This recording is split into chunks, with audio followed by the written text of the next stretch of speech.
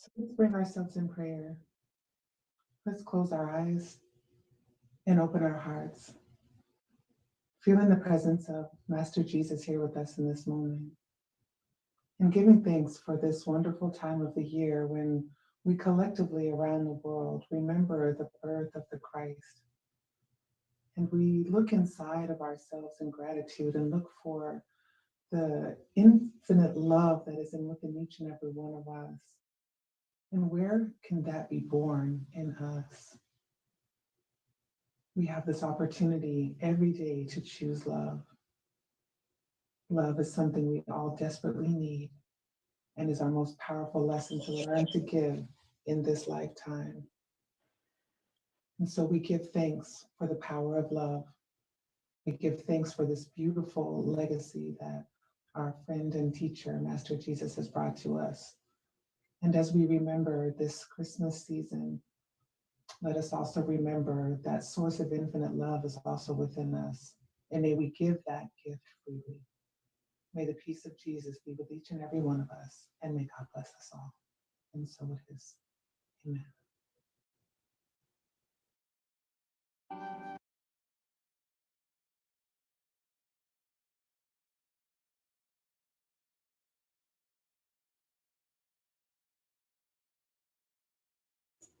And if you're talking, you're on mute. Yeah, I noticed. Welcome, everybody. Thank you for coming tonight. We're going to be talking tonight about the Gospel according to Spiritism, Chapter 24. So we're going to be talking about the part that says, "Do not hide your lamp under a bushel." This is the topic of the theme of the chapter. And there's a lot in this chapter, lots of lessons. We're going to go over a couple of them. And it's a very nice chapter, actually, that brings a lot of things for us to reflect about ourselves and our conduct. So it starts with, "Do not hide your lamp under a bushel." So we have to understand here before we start, like, what is a bushel, right? So as on the previous slide, we see the picture here. A bushel is like a basket, right? So they're like if you think about it, and back then on Jesus' time, they didn't have electricity, right? They used oil lamps, or they used candles, but mostly oil lamps. So for one thing, you wouldn't put a lamp under a bushel, or or something that would cover it, because it could really catch on fire, or the light could even if it's how do I say, if it's a candle, then it would just stop the lack of oxygen would stop the flame, right? So Jesus brought to us, he said that no one lights a lamp and put under a bowl or a bushel or a basket, right? Instead, they put it on the stand, and it gives light to everyone in the house. And then on Luke, we see, his interpretation of this passage of Jesus, and he said that no one lights a lamp and hides it in a clay jar or puts it under a bed. Instead, they put it on a stand so that those who come in can see the light. For there is nothing hidden that will not be disclosed, and nothing concealed that will not be known or brought out into the open. So we're going to talk a little bit about these passages. And the first part that we're going to talk about is putting the lamp under a bushel, right? Putting the lamp under a basket or under a bed, like it said there. And the light of the lamp here, when we think about this lamp, when we think about this light, it is a symbol for the light that is emanated by our spiritual knowledge. So the things that we know and the light that we have within ourselves. So here we're studying about Spiritism. So we're going to bring this part of the spiritual knowledge that we have, that we shouldn't hide it. It should be shared with everyone, right? And on the explanation that Kardec brings to us right after this passage of Jesus that we just read, he says that the spiritual knowledge should never be hidden. We should not be selfish, right? But we should reveal it for the benefit of all. So when we learn something that helps us, that benefits us, that makes us feel good, that makes sense for us, that answer our questions, we should never like hold that for ourselves. We should put that out and share that with others, right? Also, this is it applies to us not just on the spiritual knowledge, but on everything in life, right? So many times we do courses and studies and we learn and we learn and we learn and we never think that we're able to put that forward, right? We kind of keep self-doubting ourselves and say, oh, maybe I'm not good enough, I'm not prepared, I don't know enough. But all that knowledge that we're accumulating, that we're holding inside ourselves, could be benefiting more people, could be helping out more people. So this brings to us this need for us to put our lights out, to shine our lights, right? And in this case here, when we talk about spiritism and the spiritual knowledge, we know how much this touches ourselves inside, how much light it brings to ourselves, and comfort and consolation this spiritual knowledge is for us. So we should be like eager to share this and to show this light to all that are around us and present this and put it out. So God gave the intelligence to man so he could understand the things of earth and the things of heaven. So God gives us this ability to learn, to acquire knowledge for our progress, but not only our own progress, but for the progress of the collective, of the humanity, of all of us together. So not placing this light under a cover, like covering this light, right, is especially important when we start to reason about our faith. We have to kind of pay attention to the reasoning. And Spiritism brings to us this reasoned faith that helps us. Spiritism, the principles helps us understand the principles of life and bring reason to our faith. Things make sense. It's not just, oh, you have to believe this because I'm telling you. It is what it is. Now, it explains to us through the principles of reincarnation, through the communications that we have with the spiritual world, understanding ourselves as eternal spirits that we are. Right? So without the light of reason, the faith ends up failing. We cannot sustain that faith. So Spiritism brings that. The spiritual knowledge brings us that. It strengthens our faith. Right? So, but then it's a lot of people say like, but how can Jesus be we talking about putting the light on the stand if he himself used to talk with parables, right? Through parables and not being so clear sometimes to all of those, right? And we're going to talk a little bit about that, why Jesus speaks through parables. But he knew what he was doing in a way of he knew when that knowledge was meant to be shared and where and to whom, right? So putting the light on the stand, bringing that knowledge, we have to bring that out. We have to share that. We have to share what we know. But sometimes we cannot just dump stuff on people. We have to be aware of when to share, where to share, right? So it does not mean that once you know something, you have to reveal everything to everyone, right? And this goes for life as well, not just spiritual knowledge as we're talking here. It goes through everything. Sometimes we learn something from another person, we hear something, and we go and we repeat that, we tell to other people, and sometimes we do not certify ourselves. Is that true? Someone comes and says, oh, so and so said this or did that, and we don't go to the source and say, hey, what's really this that you said? What really happened? To try to understand what is going on all sides. So we have to be have this conscious of how we share the light, how we share things that it gets to our knowledge, right? So it means that the truth is revealed gradually of the proportion that humanity will be mature enough to receive them.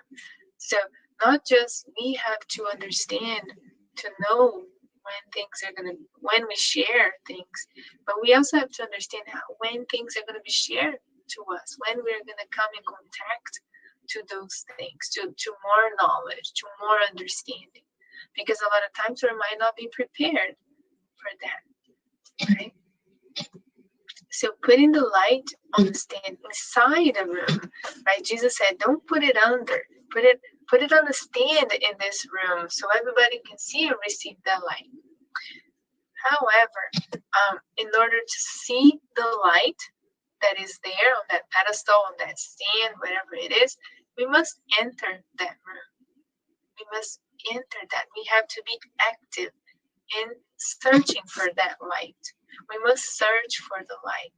So those that are searching for that light, they're going to come across and they're going to be receiving according to their needs and according to what they can process and receive at that time. We got to be ready as well. Not just we're going to receive the knowledge, but we have to be ready for that. That's why a lot of times too, when we read the Spirit's book, especially, it's so interesting. I love the answers from the Spirits. Kardec make the questions, and then a lot of the answers by the Spirits are, well, I cannot tell you this right now. Even if I told you, you'll not be able to comprehend. Or Kardec sometimes says, oh, is this comparable to this and this that we have here on earth? And the Spirits say, oh, yeah, you can say that. For now, let's put it that way. But, it's a little bit more complex than that. But for now, that's what we have. For now, that's what has been revealed to us and what we can process and we can understand and comprehend in this moment of our evolution, right? Of our spiritual evolution, especially. But we must be active and search for the light as well. So any questions up to here? Okay, so I'll keep going. So the next part is why Jesus speaks in parables. Because it's how, just like I mentioned before, a lot of people would say, why did Jesus speak in parables? If he was telling people to put the light on the pedestal so everybody can see, why wasn't he more clear in his words? Right. So in Matthew, on this special Matthew 13, 10 to 15, the disciples came to Jesus and asked him, why do you speak to people in parables? Right? And then Jesus replied to them, because the knowledge of the secrets of the kingdom of heaven has been given to you, but not to them. Whoever has will be given more, and they will have an abundance. Whoever does not have, even what they have will be taken from them. This is why I speak to them in parables. Through seeing, even though they see, they don't see. Even though they hear, they don't hear or understand. So it's like they have vision, but that doesn't mean that they're seeing the meanings. They're seeing the deepness of the things that they're seeing. They're hearing, but that doesn't mean that they're listening or understanding what they're listening. So in them is fulfilled the prophecy of Isaiah. You will be ever hearing, but never understanding. You'll be ever seeing, but never perceiving. For these people's hearts have become calloused. They hardly hear with their ears, and they have closed their eyes. Otherwise, they might see with the eyes, hear with the ears, understand with their hearts, and turn, and I would heal them. So here we can stop and pause a little bit and bring this to ourselves and reflect. What am I looking at, but I'm not seeing? What am I hearing, but I'm not truly listening to? We receive so much knowledge. We receive so many opportunities. We so many lessons, so many teachings that we have been studying here throughout this year with in Spiritism, with the Spiritist Center, through Jesus' teachings. And we see things, we look at the screen, we look at the book, we read the passages, but are we truly seeing with our hearts? Are we seeing what that all those messages are telling us? Are we hearing, but are we listening to them? How many times, sometimes we're doing something, I see that a lot in my house. So if I'm doing something, if I'm cooking, for example, and then my husband talks to me, and then I'm like, oh, yeah, and I keep doing that. And so I heard him, and I acknowledged him. But then 5 minutes later, if he asks me or talks again about what he said, I'm like, what? Did you tell me that? Because a lot of times hearing is different than listening, and kind of bringing that inside, right? Bringing that in, like absorbing what is being said. And a lot of times we're gonna hear more than we can absorb, right? We can only absorb so much at a time. But there's always something that we can get. There's always something that we can extract to what we're listening. But we need to really truly be listening to it. So something for us to consider, to reflect inside ourselves, right? Jesus was telling these to the disciples back then, more than 2,000 years ago, and saying that a lot of people there at that time, they were living unconsciously. They were living like on a fulfillment of the senses, but not really perceiving what was being brought to them. And we see a lot of that still today. A lot of attachment to materialism, a lot of attachment to the senses and to fulfilling things that do not touch us deep. So just something for us to pause and keep that in mind, keep that in the back of your head, and then you can reflect later on upon that. I'm listening to all of this. I'm receiving all this knowledge. Am I putting into practice? Because it's when we practice that we really show that we are listening. It's through our actions and not our words, right? And not repeating what we heard, but it's through practicing, putting it in action, right? So Jesus always had prudence in revealing the light, right? It's a thoughtful wisdom that he had. He knew those who would be ready to listen, to absorb what he was saying. He knew what to say and when to say and to whom to say, how to reveal things. He knew how to reveal only what could be understood at that time point, at that moment. So that's why he spoke through parables. That's why Jesus would use stories to captivate, to capture the attention of the people at that time. And today, for us, that's how the spirits still proceed to reveal things to us, right? So it's not like studying André Luiz. When you read the books, it's so interesting to read. Because we can relate to everything that he's bringing. He brings the spiritual world. He brings the understanding and opens up our minds about the spiritual world and everything that happens there, but bringing it to in a way that we can relate, bringing it to our capacity of correlating to what he's saying, and he brings it to our world, to our reality, right? So he brings and shows us what happens on the spiritual side of the Spiritist Center. So we see what we experience here on the Spiritist Center physically, and then he teaches us about what happens on the spiritual world. So we learn things in even through the spiritism and the literature in spiritism. A lot of times when we are studying, especially on the get to know Spiritism, our basic notions course, when we talk about the different worlds, and when we talk about, oh, we have primitive worlds, and then we have the worlds that are the expiation, trials and expiation worlds, and then we have regeneration worlds, and we have the pure worlds in the orbs that are full of the pure spirits and all that.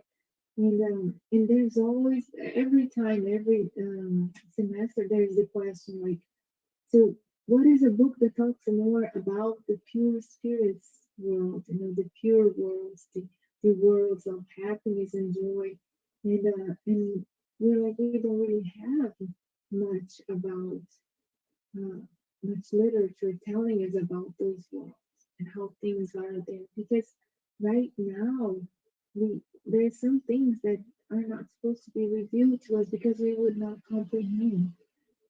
We are so far from that reality that it will be hard for us to understand and to process that information. So all that the spirits bring to us, they bring exactly when we're able to absorb and understand, comprehend, and assimilate the ideas, assimilate the instructions.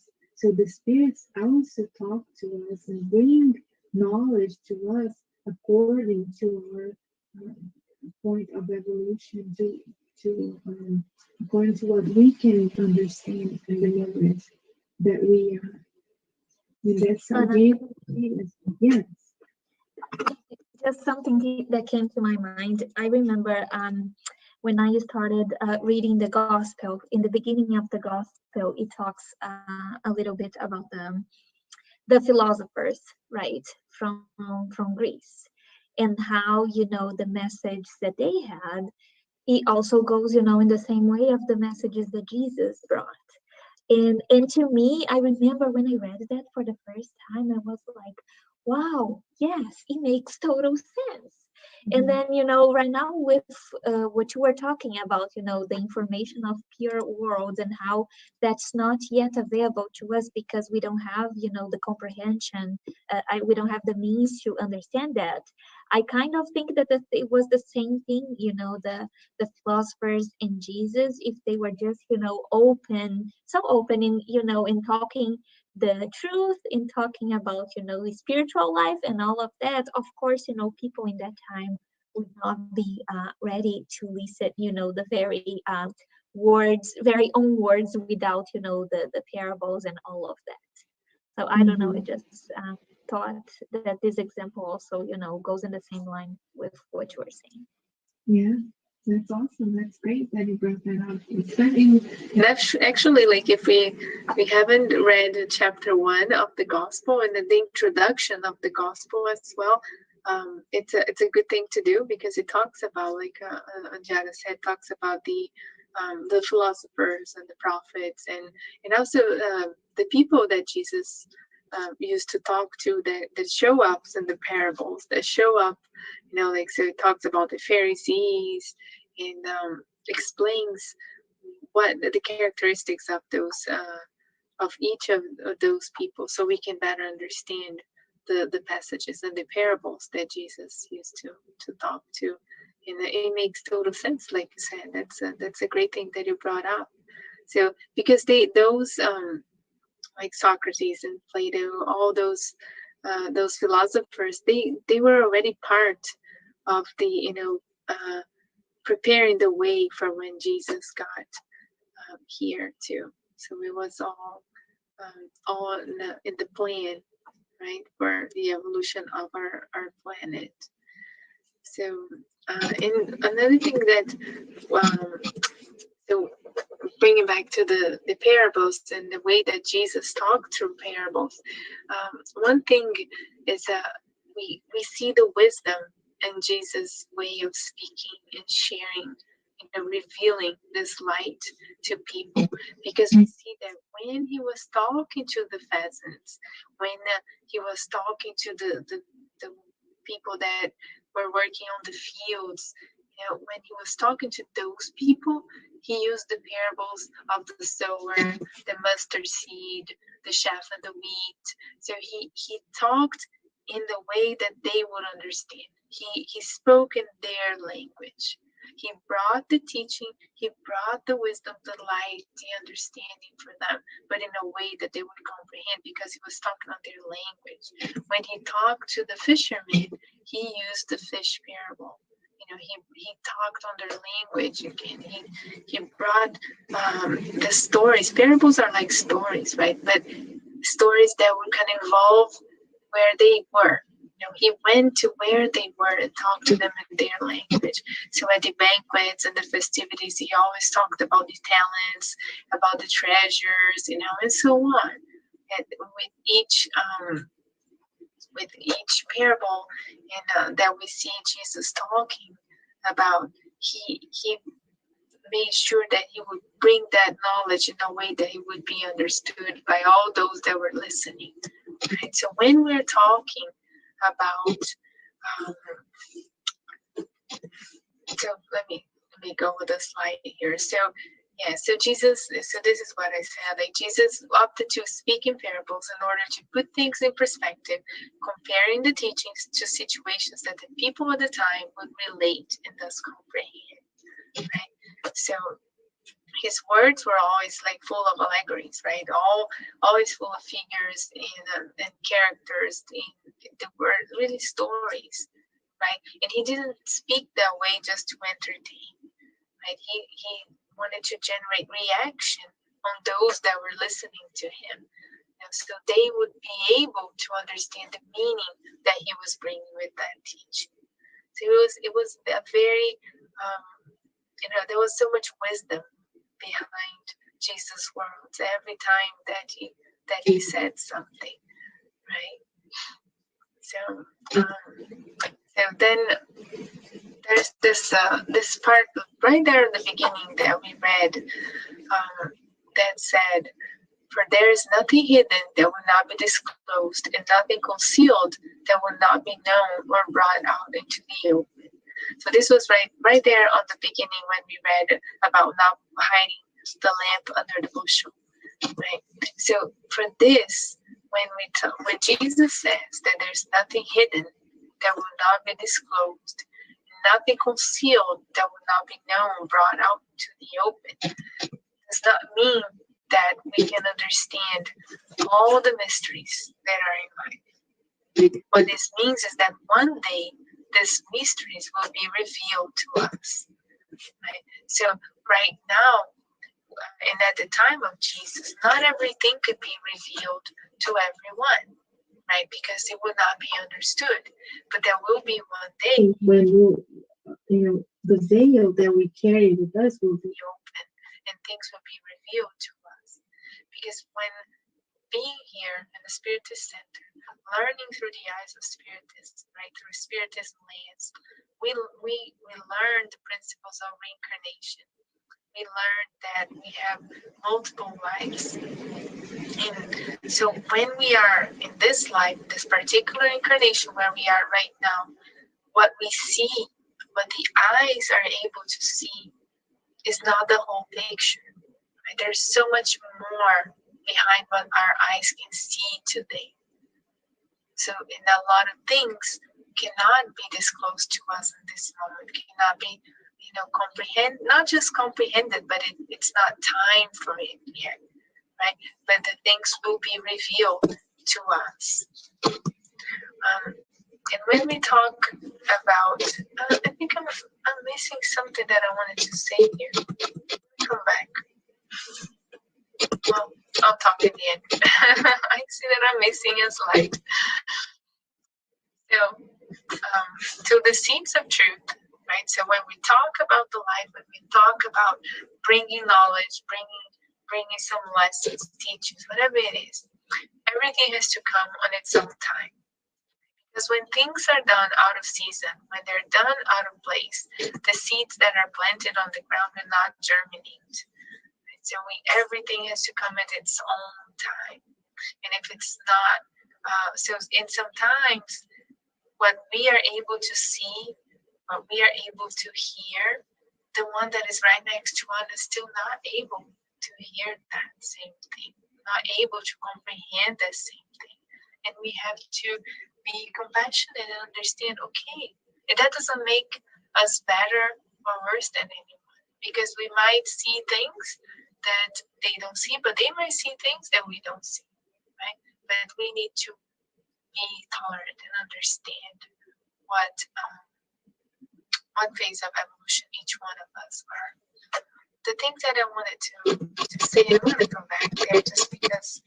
So here, bringing back to Jesus speaking parables here, one thing that, so we see that Jesus, he always spoke in the language of the people, right? So that they could understand. So when we speak, when we bring knowledge, when we want to share something or say something, whatever that is in any aspect of our life, be that about spiritism, be that about some lessons that we want to teach someone in our career, in our daily life.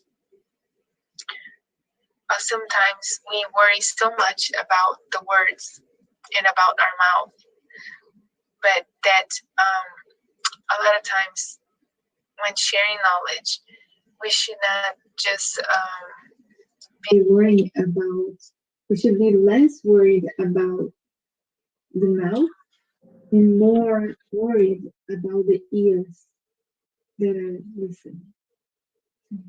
So something for us to think about when we want to convey knowledge, when we want to convey, bring something to people, we should consider the ears that are listening. And try to bring ourselves to this position where Jesus showed us, how he was able to bring his teachings to people according to where they were. Jesus met them where they were, and he talked on their language.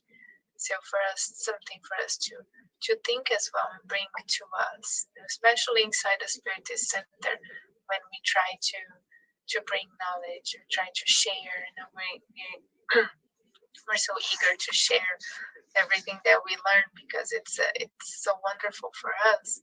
We don't want to hide that lamp. We want to put that lamp on the stand, but we have to also be aware of the ears that are listening and how they're listening. So I think that's what I had for today. Does anybody want to ask something, say something, mention anything?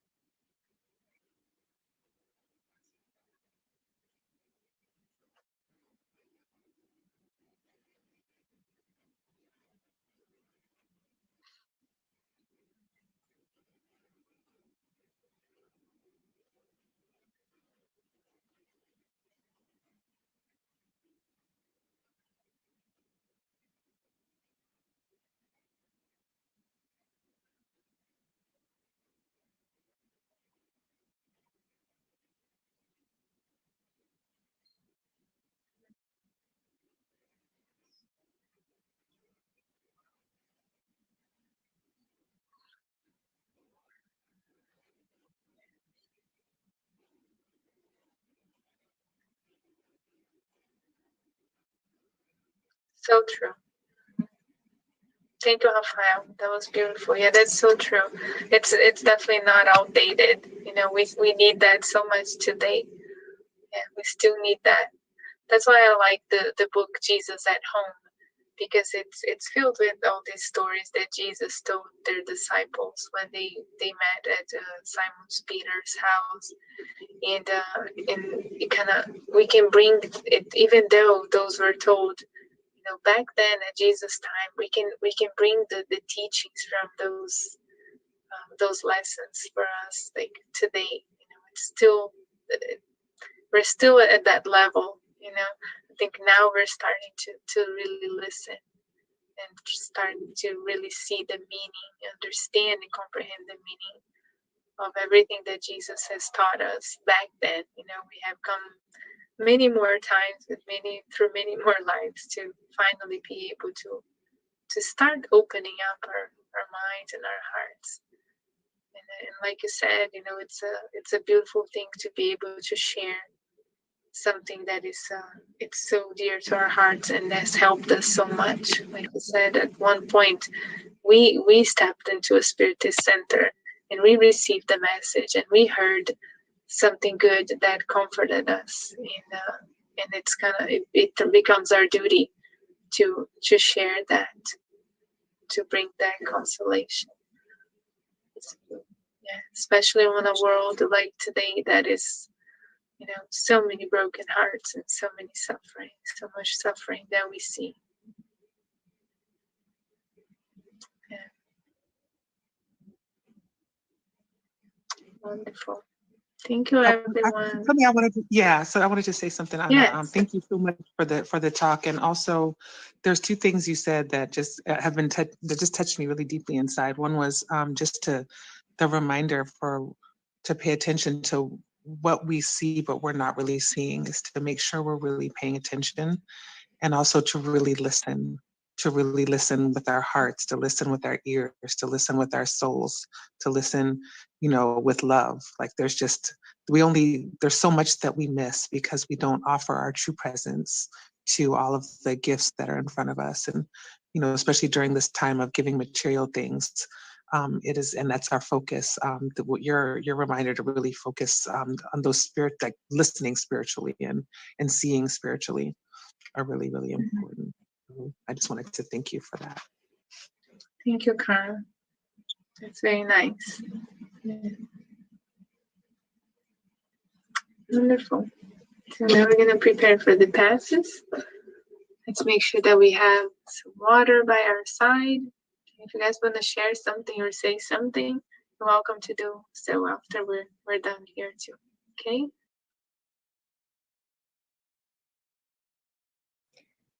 Thank you, Anna. So let's now prepare for the passes.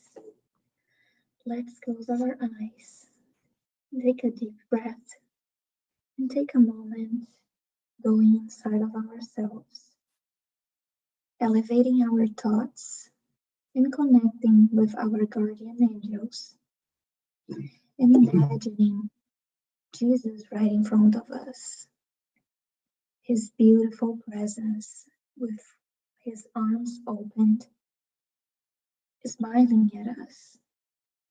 Let's connect with this good energy of him while opening ourselves and our hearts to receive the passes of the good emissaries that are here with us tonight.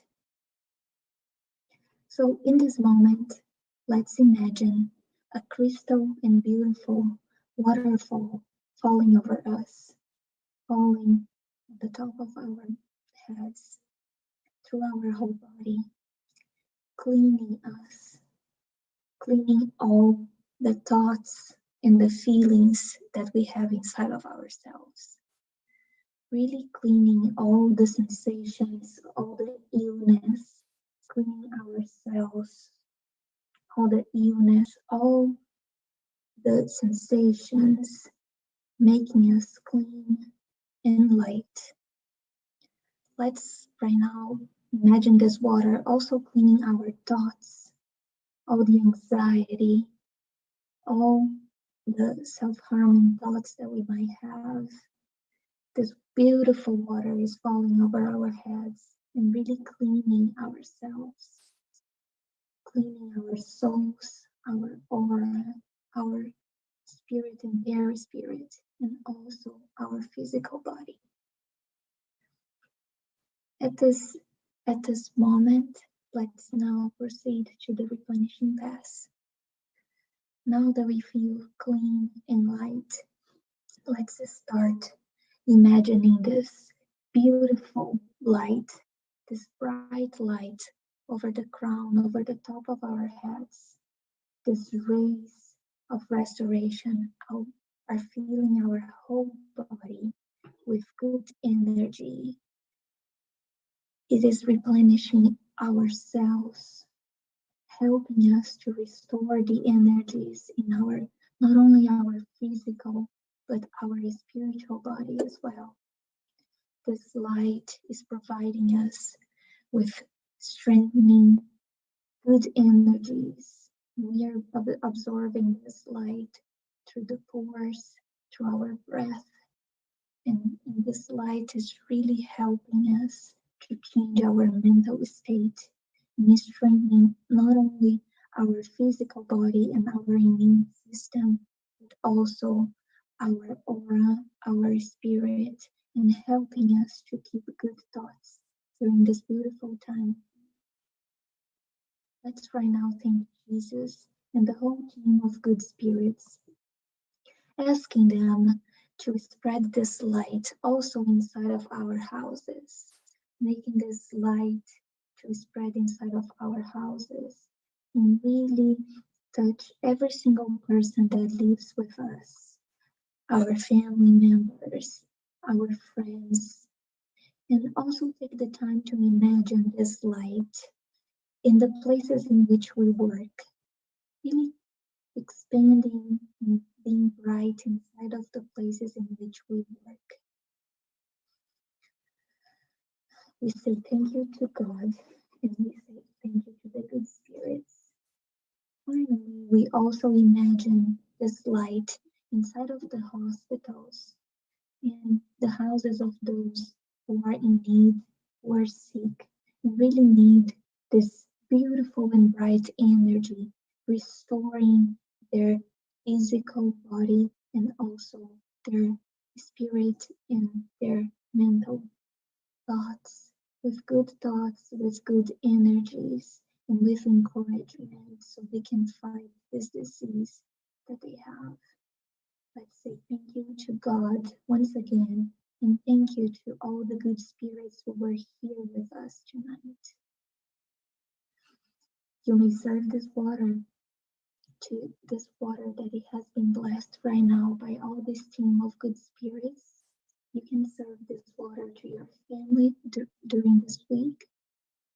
And right now we finally start the final prayer, saying thank you and being thoughtful that we approach not only Christmas but the end of this year. So with all these good feelings of Christmas, let's take the example of Jesus and the message that he brought to earth and all the good examples that he brought to us.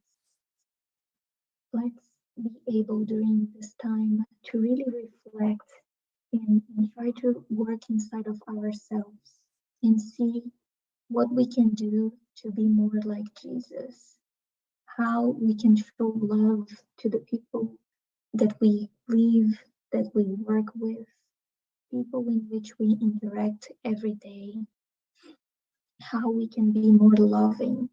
And this is the perfect time of the year in which we can reflect and make plans for the next year.